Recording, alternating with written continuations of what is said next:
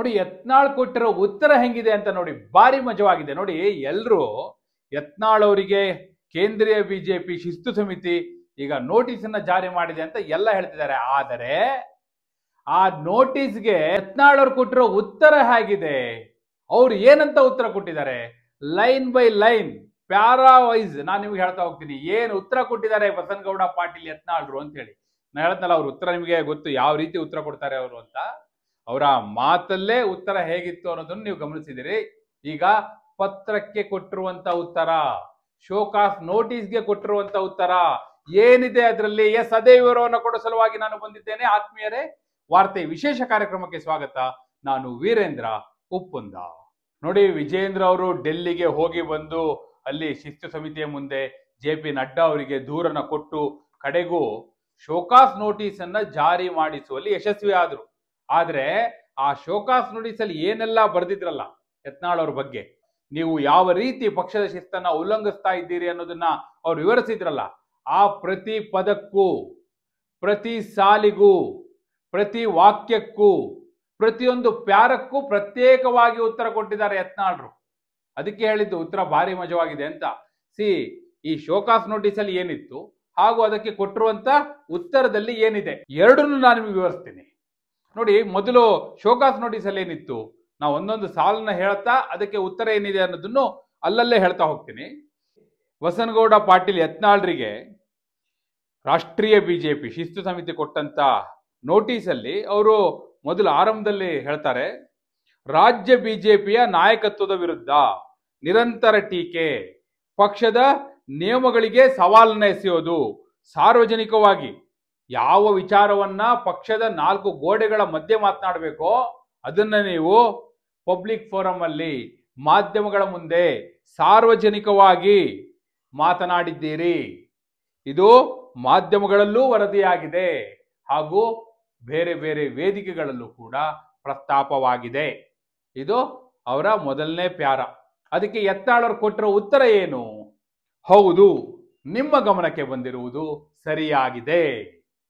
ಅಂದ್ರೆ ಅವ್ರು ಏನ್ ಹೇಳ್ತಾರೆ, ಅವರು ಪಕ್ಷದ ನಾಯಕತ್ವದ ವಿರುದ್ಧ ನಿರಂತರ ಟೀಕೆ, ಪಕ್ಷದ ನಿಯಮಗಳಿಗೆ ಸವಾಲು ಎಸೆಯುವುದು, ಸಾರ್ವಜನಿಕವಾಗಿ ಪಕ್ಷದ 4 ಗೋಡೆಗಳ ಮಧ್ಯೆ ಮಾತನಾಡಬೇಕಾದನ್ನ ಸಾರ್ವಜನಿಕವಾಗಿ ಮಾತಾಡಿದಿರಿ, ಮಾಧ್ಯಮದಲ್ಲಿ ಮಾತನಾಡಿದಿರಿ ಅನ್ನೋದಕ್ಕೆ ಅದಕ್ಕೆ ಅವ್ರ ಉತ್ತರ, ಹೌದು ನೀವು ಹೇಳಿರೋ ಸರಿಯಾಗಿದೆ, ಆದರೆ ಪಕ್ಷದ ನಾಯಕತ್ವದ ವಿರುದ್ಧ ನಾನು ಮಾತನಾಡಿಲ್ಲ.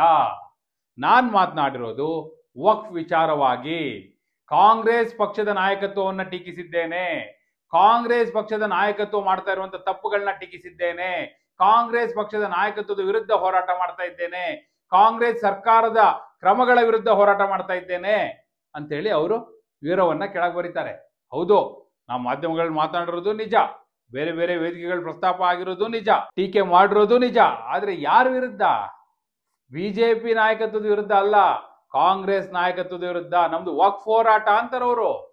ಅವ್ರು ಪದೇ ಪದೇ ಹೇಳ್ತಾ ಬಂದಿದ್ದಾರೆ, ನೀವು ನೋಡಿದಿರಿ ಬೈಟಲ್ಲ, ನಾವು ಅಪ್ಪ ಮಕ್ಕಳ ಭ್ರಷ್ಟಾಚಾರದ ಬಗ್ಗೆ ಮಾತಾಡಿಲ್ಲ, ಇದನ್ನೇ ಹೇಳಿದ್ದಾರೆ ಅವರು. ಹೀಗೆ ಇದೇ ಸಾಲನ್ನ ಇದೇ ರೀತಿ ಹೇಳಿದ್ದಾರೆ. ವಂಶವಾದದ ಬಗ್ಗೆ ನಾವು ಮಾತಾಡಿಲ್ಲ, ನಾವು ಮಾಡ್ತಾ ಇರೋದು ವಕ್ಫ್ ಹೋರಾಟ ಅಂತ ಹೇಳಿ ಅವರು ಹೇಳ್ತಾ ಬಂದಿದಾರಲ್ಲ, ಇಲ್ಲೂ ಅದನ್ನೇ ಉಲ್ಲೇಖಿಸಿದ್ದಾರೆ. ಇದು ಮೊದಲನೇ ಪ್ಯಾರಾಗೆ ಉತ್ತರ. ಅಂದ್ರೆ ನೀವು ಹೇಳ್ದಾಗೆ ನಾವು ಟೀಕೆ ಮಾಡೋದು ನಿಜ, ಹೋರಾಟ ಮಾಡ್ತಿರೋದು ನಿಜ, ಸವಾಲ್ ಎದ್ದಿರೋದು ನಿಜ, ಆದ್ರೆ ಯಾರಿಗೆ, ಕಾಂಗ್ರೆಸ್ ನಾಯಕತ್ವಕ್ಕೆ ಅಂತಾರೆ. ನೆಕ್ಸ್ಟ್ ಬನ್ನಿ, ಎರಡನೇ ಪ್ಯಾರಾಗೆ ಬನ್ನಿ. ಇಲ್ಲಿ ಅವ್ರು ಹೇಳ್ತಾರೆ ಶೋಕಾಸ್ ನೋಟಿಸ್ ಅಲ್ಲಿ, ಈ ಹಿಂದೆ ಹಲವು ಬಾರಿ ತಮಗೆ ಶೋಕಾಸ್ ನೋಟಿಸ್ಗಳನ್ನು ಕೊಟ್ಟಿದ್ದರೂ ಸಹ ಆ ಎಲ್ಲ ಸಂದರ್ಭಗಳಲ್ಲೂ ತಾವು ತಿದ್ದಿಕೊಳ್ಳುವ ಭರವಸೆ ನೀಡಿ ನಂತರ ಮತ್ತೆ ಪಕ್ಷದ ಶಿಸ್ತನ್ನ ಉಲ್ಲಂಘಿಸಿದ್ದೀರಿ, ಪಕ್ಷದ ಶಿಸ್ತನ್ನು ಉಲ್ಲಂಘಿಸುವ ಪರಿಪಾಠ ಮುಂದುವರಿದಿದೆ ಅಂತೇಳಿ ಅವ್ರು ಹೇಳ್ತಾರೆ. ಅದಕ್ಕೆ ಇವ್ರು ಹೇಳ್ತಾರೆ, ಇದು ಯತ್ನಾಳ್ರ ಉತ್ತರ, ಯಾವುದೇ ಅಶಿಸ್ತನ್ನ ನಾನು ಮಾಡಿಲ್ಲ, ಪಕ್ಷದ ಶಿಸ್ತನ್ನ ಉಲ್ಲಂಘಿಸಿಲ್ಲ, ನಾನು ಪಕ್ಷದ ನಾಯಕರೊಂದಿಗೆ, ಪಕ್ಷದ ಕಾರ್ಯಕರ್ತರ ಜೊತೆಯೇ, ಪಕ್ಷದ ಪರವಾಗಿ ಪಕ್ಷವನ್ನ ಗಟ್ಟಿಗೊಳಿಸುವ ನಿಟ್ಟಿನಲ್ಲಿ, ಸಂಘಟನೆಯನ್ನ ಗಟ್ಟಿಗೊಳಿಸುವ ನಿಟ್ಟಿನಲ್ಲಿ ಹೋರಾಟವನ್ನ ಮಾಡ್ತಾ ಇದ್ದೇನೆ. ವಕ್ಫ್ ವಿರುದ್ಧ ನನ್ನ ಹೋರಾಟಕ್ಕೆ ಕೇಂದ್ರ ಸಚಿವರು ಬಂದು ಬೆಂಬಲಿಸಿದ್ದಾರೆ, ಕೇಂದ್ರ ಸಚಿವರು ಸಹಕಾರ ನೀಡಿದ್ದಾರೆ, ಕೇಂದ್ರ ಸಚಿವರು ದನಿಗೂಡಿಸಿದ್ದಾರೆ. ಅಷ್ಟೇ ಅಲ್ಲ, JPC ಜಾಯಿಂಟ್ ಪಾರ್ಲಿಮೆಂಟರಿ ಕಮಿಟಿ ಅದರ ಅಧ್ಯಕ್ಷರು ಜಗದಾಂಬಿಕಾ ಪಾಲ್ ಬಂದಿದ್ದಾರೆ. ಸೊ ಇವೆಲ್ಲವೂ ಕೂಡ ನನ್ನ ಹೋರಾಟ ಯಾವುದೇ ಪಕ್ಷದ ಶಿಸ್ತನ್ನ ಉಲ್ಲಂಘಿಸಿಲ್ಲ ಅನ್ನುವುದಕ್ಕೆ ಸಾಕ್ಷಿ ಅಂತ ಹೇಳ್ತಾರೆ. ಹೆಂಗಿದೆ ನೋಡಿ ಉತ್ತರ. ಅದಕ್ಕೆ ಹೇಳೋದು, ಈ ಉತ್ತರಕ್ಕೆ ಯಾರಾದ್ರೂ ತತ್ತರಾಗಬೇಕು. ಏನ್ ಹೇಳ್ತಾರೆ ಈಗ ಅವರು? ಈಗ ಕ್ರಮ ಕೈಗೊಳ್ಬೇಕು ಅನ್ನೋದಾದ್ರೆ ಮೊದಲು ಕೇಂದ್ರ ಸಚಿವರ ವಿರುದ್ಧ ನೀವು ಕೈಗೊಳ್ಬೇಕು. ಶೋಭಾ ಕರಂದ್ಲಾಜೆ ಅವರು ಹೋಗಿದ್ರು, ಪ್ರಹ್ಲಾದ್ ಜೋಶಿ ಅವರು ಹೋಗಿದ್ರು, ಜಗದಾಂಬಿಕಾ ಪಾಲ್ ಹೋಗಿದ್ರು. ಅವ್ರೆಲ್ಲರ ಮೇಲೂ ಕ್ರಮ ಕೈಗೊಳ್ತಾರೆ ನೀವು? ಆ ರೀತಿ ಪ್ರಶ್ನೆ ಇದು.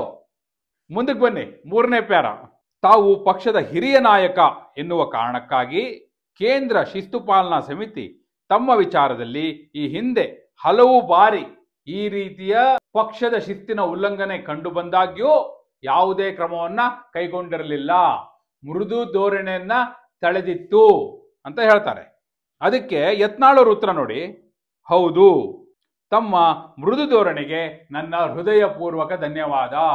ನಾನು ಯಾವುದೇ ರೀತಿಯಲ್ಲೂ ಪಕ್ಷದ ಶಿಸ್ತನ್ನು ಉಲ್ಲಂಘಿಸಿಲ್ಲ ಎನ್ನುವುದು ತಮ್ಮ ಗಮನಕ್ಕೆ ಈ ಹಿಂದೆಯೂ ಕೂಡ ಬಂದಿದ್ದರಿಂದಲೇ ತಾವು ಯಾವುದೇ ಕ್ರಮವನ್ನ ಕೈಗೊಂಡಿರಲಿಲ್ಲ. ಆ ಕಾರಣಕ್ಕಾಗಿ ನನ್ನ ವಿರುದ್ಧ ಯಾವುದೇ ಕ್ರಮ ಕೈಗೊಳ್ಳದೆ ಮೃದು ಧೋರಣೆಯನ್ನ ತಾಳಿದ್ದೀರಿ. ಅದಕ್ಕಾಗಿ ತಮಗೆ ಹೃದಯಪೂರ್ವಕ ಧನ್ಯವಾದ ಅಂತಾರೆ ಯತ್ನಾಳ್ರು. ಎಷ್ಟು ಚೆನ್ನಾಗಿದೆ ನೋಡಿ ಉತ್ತರ. ಅದೇನೋ ಹೇಳ್ತಾರಲ್ಲ, ಶಾಲ್ ಸುತ್ಕೊಂಡು ಹೊಡೆಯೋದು ಅಂತ, ಇದೆ ಅನ್ಸುತ್ತೆ. ಆ ರೀತಿ ಇದೆ ಯತ್ನಾಳ್ ಅವ್ರ ಉತ್ತರ. ನೆಕ್ಸ್ಟ್ ಮುಂದಿನ ಪ್ಯಾರಕ್ಕೆ ಬನ್ನಿ. ರಾಜ್ಯ ನಾಯಕತ್ವದ ವಿರುದ್ಧ ನಿಮ್ಮ ಹೇಳಿಕೆ ಪಕ್ಷದ ನಿಯಮ ಉಲ್ಲಂಘನೆ ಎಂದು ಸ್ಪಷ್ಟವಾಗಿ ಗೋಚರಿಸುತ್ತಿದೆ. ಅದಕ್ಕೆ ಯತ್ನಾಳ್ರ ಉತ್ತರ ಏನಪ್ಪಾ ಅಂದ್ರೆ, ತಮಗೆ ಏನು ಗೋಚರಿಸ್ತಿದೆಯೋ ಗೊತ್ತಿಲ್ಲ, ಆದರೆ ನಾನು ಯಾವುದೇ ರೀತಿಯಲ್ಲೂ ಪಕ್ಷದ ಶಿಸ್ತನ್ನು ಉಲ್ಲಂಘಿಸಿಲ್ಲ. ಪಕ್ಷದ ಶಿಸ್ತಿನ ಉಲ್ಲಂಘನೆಯ ಪ್ರಶ್ನೆಯೇ ಬರುವುದಿಲ್ಲ. ಪಕ್ಷದ ಚೌಕಟ್ಟಿನಲ್ಲಿ ಪಕ್ಷದ ಸಿದ್ಧಾಂತ ಅದನ್ನು ಅನುಸರಿಸಿಯೇ ನನ್ನ ಹೋರಾಟವನ್ನು ಮಾಡುತ್ತಿದ್ದೇನೆ ಅಂತ ಹೇಳಿ ಯತ್ನಾಳ್ರ ಉತ್ತರ. ಏನ್ ಹೇಳ್ತಾರೆ ಈಗ ಪಕ್ಷದ ಚೌಕಟ್ಟಿನಲ್ಲಿ? ಯಾಕಂದ್ರೆ ವಕ್ಫ್ ಹೋರಾಟ ಇದೆಯಲ್ಲ, ಅಮಿತ್ ಶಾ ಅವರು ಮಹಾರಾಷ್ಟ್ರದಲ್ಲಿ ಪ್ರಸ್ತಾವ ಮಾಡಿದ್ರು, ಮೋದಿ ಅವರು ಪ್ರಸ್ತಾವ ಮಾಡಿದ್ರು, ಅಂತ ವಿಚಾರ ಇಟ್ಕೊಂಡು ನಾವು ಹೋರಾಟ ಮಾಡ್ತಾ ಇದ್ದೀವಿ. ಮತ್ತೆ ಹೇಳಿದ್ರಲ್ಲ ಅವರು ಕೇಂದ್ರ ಸಚಿವರ ಬೆಂಬಲ ಎಲ್ಲ. ಹೀಗಿರುವಾಗ ಇದನ್ನ ಪಕ್ಷದ ಶಿಸ್ತಿನ ಉಲ್ಲಂಘನೆ ಅಂತ ನೀವು ಹೇಗೆ ಹೇಳ್ತೀರಿ ಅಂತೇಳಿ ಯತ್ನಾಳ್ರು ಮರು ಪ್ರಶ್ನೆಯನ್ನ ಹಾಕಿದ್ದಾರೆ ಇಲ್ಲಿ. ಇನ್ನು ಕೊನೆ ಸಾಲೇನಪ್ಪಾ ಅಂದ್ರೆ, ಈ ಶೋಕಾಸ್ ನೋಟಿಸ್ ಅಲ್ಲಿರುವಂತದ್ದು, ತಾವು 10 ದಿನಗಳ ಒಳಗಾಗಿ ಈ ನೋಟಿಸ್ಗೆ ಉತ್ತರವನ್ನು ಕೊಡಬೇಕು. ಒಂದು ವೇಳೆ ತಾವು ಉತ್ತರವನ್ನು ಕೊಡ್ಲಿಲ್ಲ ಅಂದ್ರೆ ತಾವು ಹೇಳುವುದು ಏನೂ ಇಲ್ಲ ಅಂತ ಹೇಳಿ ಭಾವಿಸಿ ನಾವು ಈ ನಿಟ್ಟಿನಲ್ಲಿ ಅಂತಿಮ ನಿರ್ಣಯವನ್ನ ಕೈಗೊಳ್ಳುವುದು ಅನಿವಾರ್ಯವಾಗುತ್ತದೆ ಅಂತ ಹೇಳಿ ಕೊನೆಯ ಸಾಲು. ಅದಕ್ಕೆ ಯತ್ನಾಳ್ ಅವ್ರ ಉತ್ತರ ಆಗಿದೆ ಅಂತ ನೋಡಿ. ತಾವು 10 ದಿನಗಳ ಕಾಲ ಕಾಯುವ ಅವಶ್ಯಕತೆ ಇಲ್ಲ. ಒಂದೇ ದಿನಕ್ಕೆ ನನ್ನ ಉತ್ತರವನ್ನು ಸಲ್ಲಿಸಿದ್ದೇನೆ. ನಾನು ಹೇಳುವುದೆಲ್ಲವನ್ನೂ ಕೂಡ ಹೇಳಿದ್ದೇನೆ.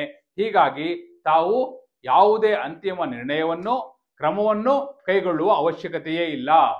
ನನ್ನ ಎಲ್ಲ ನಡೆಯು ಪಕ್ಷದ ಚೌಕಟ್ಟಿನಲ್ಲಿ ಪಕ್ಷದ ಶಿಸ್ತಿಗೆ ಅನುಗುಣವಾಗಿ ನಾನು ನನ್ನ ನಡೆಯನ್ನು ಮುಂದಿಟ್ಟಿದ್ದೇನೆ. ಅದೇ ಕಾರಣಕ್ಕಾಗಿ ಪಕ್ಷದ ಸಂಘ ಪರಿವಾರದ ಹಲವು ನಾಯಕರು ನನ್ನ ಬೆನ್ನ ಹಿಂದೆ ಇದ್ದಾರೆ. ಪಕ್ಷದ ಕೇಂದ್ರ ಸಚಿವರು ಹಾಗೂ ರಾಷ್ಟ್ರೀಯ ನಾಯಕರು ಕೂಡ ನಮ್ಮ ಹೋರಾಟಕ್ಕೆ ದನಿಗೂಡಿಸಿದ್ದಾರೆ. ಇದನ್ನು ತಾವು ಕೂಡ ಬೆಂಬಲಿಸ್ತೀರಿ ಎಂದು ಭಾವಿಸುತ್ತಿದ್ದೇನೆ. ಇಂತಿ ತಮ್ಮ ವಿಶ್ವಾಸಿ ಬಸನಗೌಡ ಪಾಟೀಲ್ ಯತ್ನಾಳ ಅಂತ ಹೇಳಿ ಉತ್ತರವನ್ನ ಬಸನಗೌಡ ಪಾಟೀಲ್ ಯತ್ನಾಳರು ಬರೆದಿದ್ದಾರೆ.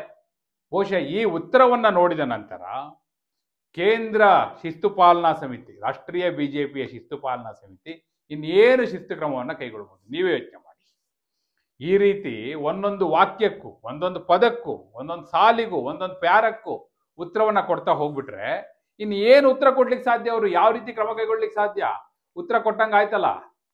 ಬಹುಶಃ ಈ ಹಿಂದೆ 3 ಬಾರಿ ಶೋಕಾಸ್ ನೋಟಿಸ್ ಕೊಟ್ಟಿದ್ವಿ, ಆಗ ನಿಮ್ಮ ಬಗ್ಗೆ ಮೃದು ಧೋರಣೆಯನ್ನ ತಾಳಿದ್ವಿ ಅಂದ್ರಲ್ಲ, ಆಗ್ಲೂ ಬಹುಶಃ ಈ ರೀತಿಯ ಉತ್ತರವನ್ನ ನೋಡಿಯೇ ಅವರು ಮೃದು ಧೋರಣೆಯನ್ನ ತಾಳಿರಬಹುದು ಅನ್ಸುತ್ತೆ. ಈ ಉತ್ತರವನ್ನ ನೋಡಿದ ಮೇಲಂತೂ ಇನ್ನವ್ರಿಗೆ ಬೇರೆ ದಾರಿಯೇ ಇಲ್ಲ, ಮೃದು ಧೋರಣೆ ತಾಳಲೇಬೇಕು. ಆ ರೀತಿಯ ಅನಿವಾರ್ಯ ಪರಿಸ್ಥಿತಿ ಬರುವಂತಹ ಉತ್ತರವನ್ನ ಬಸನಗೌಡ ಪಾಟೀಲ್ ಯತ್ನಾಳ್ರು ಕೊಟ್ಟಿದ್ದಾರೆ. ಬಹುಶಃ ಬಸನಗೌಡ ಪಾಟೀಲ್ ಯತ್ನಾಳ್ರ ಉತ್ತರ ಹೇಗಿದೆ ಅಂದ್ರೆ, ತಪ್ಪು ಮಾಡ್ತಿರೋದು ನಾನಲ್ಲ, ನೀವು ಯಾರು ತಪ್ಪು ಮಾಡ್ತಿದಾರೋ ಅವ್ರ ಕಡೆ ನೋಡ್ತಾ ಇಲ್ಲ, ನಾನು ಪಕ್ಷದ ಚೌಕಟ್ಟಿನಲ್ಲಿ ಸಂಘಟನೆಯನ್ನ ಬಲಪಡಿಸುವ ಸಲುವಾಗಿ ಹೋರಾಟವನ್ನ ಮಾಡ್ತಿದ್ದೇನೆ. ಇದಕ್ಕೆ ರಾಷ್ಟ್ರೀಯ ನಾಯಕರು ನರೇಂದ್ರ ಮೋದಿ ಅವರು, ಅಮಿತ್ ಶಾ ಅವರು, ಕೇಂದ್ರ ಸಚಿವರು ಎಲ್ಲರ ಬೆಂಬಲ ಇದೆ ಅನ್ನುವ ಅರ್ಥದಲ್ಲಿ ಉತ್ತರ ಕೊಟ್ಟುಬಿಟ್ಟಿದ್ದಾರೆ. ಈಗ ಇನ್ನು ಇವ್ರ ಮೇಲೆ ಕ್ರಮ ಕೈಗೊಳ್ಬೇಕಂದ್ರೆ ಮೋದಿ ಅವ್ರಿಗೆ ಕೇಳಬೇಕು, ಅಮಿತ್ ಶಾ ಅವ್ರಿಗೆ ಕೇಳಬೇಕು. ಸೊ ಅದರ್ವೈಸ್ ಆಕ್ಷನ್ ತಗೊಳಕ್ಕಾಗಲ್ಲ. ಆ ಪರಿಸ್ಥಿತಿಗೆ ಈ ಉತ್ತರದ ಮೂಲಕ ಯತ್ನಾಳ್ರು ತಂದಿಟ್ಟಿದ್ದಾರೆ. ಯತ್ನಾಳ್ರ ಆಪ್ತ ಮೂಲಗಳು ಹೇಳ್ತಿರೋ ಪ್ರಕಾರ ಈ ರೀತಿಯ ಡ್ರಾಫ್ಟ್ ಈಗಾಗಲೇ ರೆಡಿ ಆಗಿದೆ. ಯಾವಾಗ ಹೋಗಿ ಮುಟ್ಟುತ್ತೆ, ಯಾವ ರೀತಿ ಅವರು ಅದನ್ನ ಸ್ವೀಕರಿಸ್ತಾರೆ ಹಾಗೂ ಏನು ಮಾಡ್ತಾರೆ ಅನ್ನೋದು ಸದ್ಯದಲ್ಲೇ ಗೊತ್ತಾಗುತ್ತೆ. ಬಹುಶಃ ಅದನ್ನು ನಿಮ್ಮ ಮುಂದೆ ನಾನು ಪ್ರಸ್ತುತಪಡಿಸ್ತೇನೆ. ಆದರೆ ಬಸನಗೌಡ ಪಾಟೀಲ್ರ ಈ ಉತ್ತರ, ಒಂದೊಂದು ಸಾಲಿಗೂ, ಪ್ರತಿ ಪದಕ್ಕೂ, ಪ್ರತಿ ವಾಕ್ಯಕ್ಕೂ, ಪ್ರತಿ ಪ್ಯಾರಕ್ಕೂ ಉತ್ತರ ಕೊಟ್ಟಿರುವಂಥ ಪರಿ ಇದೆಯಲ್ಲ, ಬಹುಶಃ ಈ ಉತ್ತರವನ್ನ ಹೈಕಮಾಂಡ್ ಗಮನಿಸಿದ ನಂತರ ಯಾವ ರೀತಿ ಹೆಜ್ಜೆಯನ್ನ ಮುಂದಿಡಬೇಕು ಅಂತ ನೀವು ಭಾವಿಸ್ತೀರಿ? ಏನಾದರೂ ಕಠಿಣ ಕ್ರಮವನ್ನ ಕೈಗೊಳ್ಳಬೇಕೋ, ಅಥವಾ ಇಲ್ಲ ಅವ್ರು ಹೇಳಿರೋದೆಲ್ಲ ಸರಿಯಾಗಿದೆ ಅಂತ ಹೇಳಿ ಅವರ ಹೋರಾಟವನ್ನ ಬೆಂಬಲಿಸಬೇಕು, ಇಲ್ಲ ಇದು ಉಡಾಫೆ ಉತ್ತರ ಇದು ಅಂತ ಹೇಳಿ ಕ್ರಮ ಕೈಗೊಳ್ಳಲೇಬೇಕು ಅಂತೀರಾ? ಏನು ಮಾಡಬೇಕು ಈಗ ರಾಷ್ಟ್ರೀಯ ಬಿಜೆಪಿ? ನಿಮ್ಮ ಅಭಿಪ್ರಾಯವನ್ನ ಕಮೆಂಟ್ ಮೂಲಕ ತಿಳಿಸಿ. ಹಾಗೆ ನೀವಿನ್ನು ವಾರ್ತೆ ಚಾನೆಲ್ನ ಸಬ್ಸ್ಕ್ರೈಬ್ ಮಾಡಿಲ್ಲ ಅಂದ್ರೆ ಈಗಲೇ ಸಬ್ಸ್ಕ್ರೈಬ್ ಮಾಡಿ. ಧನ್ಯವಾದ.